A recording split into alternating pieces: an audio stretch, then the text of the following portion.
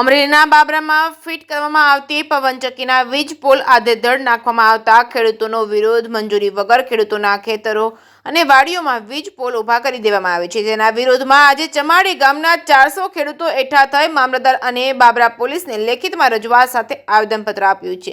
અવારનવાર પવનચક્કી ફિટ કરતી કંપની દ્વારા વીજ પોલ માટે ખાનગી એજન્સીને આપવામાં આવે છે. કોન્ટ્રાક્ટ મંજૂરી વિના ખેડૂતોને માલિકીની જગ્યાઓ તેમજ નદીઓ અને ગૌચરમાં મંજૂરી વિના જ વીજ પોલ ઊભા કરી દેવામાં આવ્યા હોવાના ખેડૂતોના આક્ષેપ છે. સમગ્ર મામલે અવારનવાર રજૂઆતો કરવા છતાં તંત્ર દ્વારા કોઈ પગલાં લેવામાં નહીં આવતા હોવાના ખેડૂતોના આક્ષેપ છે.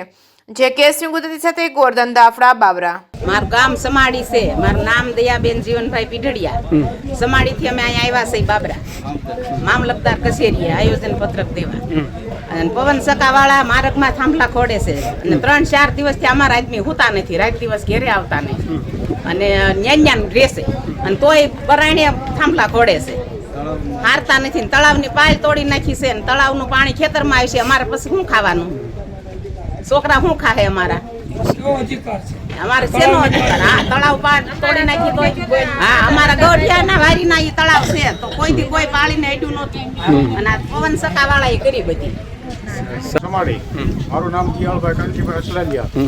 અમે મામલતદાર સાહેબને આવેદનપત્ર પીએસઆઈને આપ્યું, કોઈ સાંભળ્યું નથી અને તળાવની પાલ ફોડી નાખી છે 1 મીટર અને પોળી કરી નાખી છે. એ પાણી ખેતરમાં પડશે. 800 થી 900 વીઘા જમીન ધોવાણ થાય એમ છે. એની જવાબદારી કોની? અને ના પાડતા છતાં હારે નથી. કોણ નથી હારે?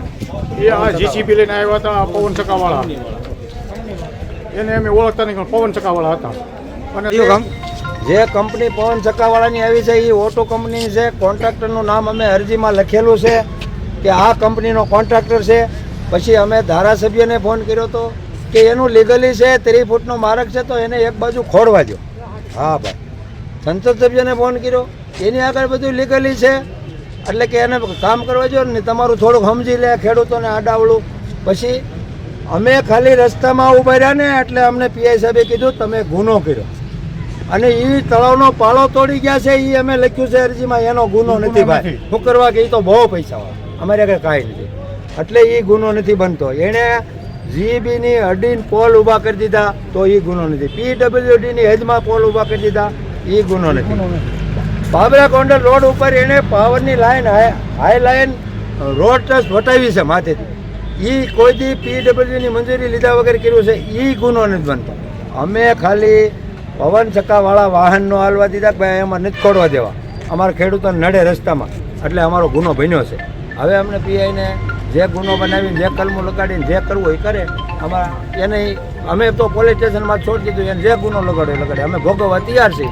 અમારે કોઈ દાદાગીરી કરવી નહીં. જય ભારત, જય માતા.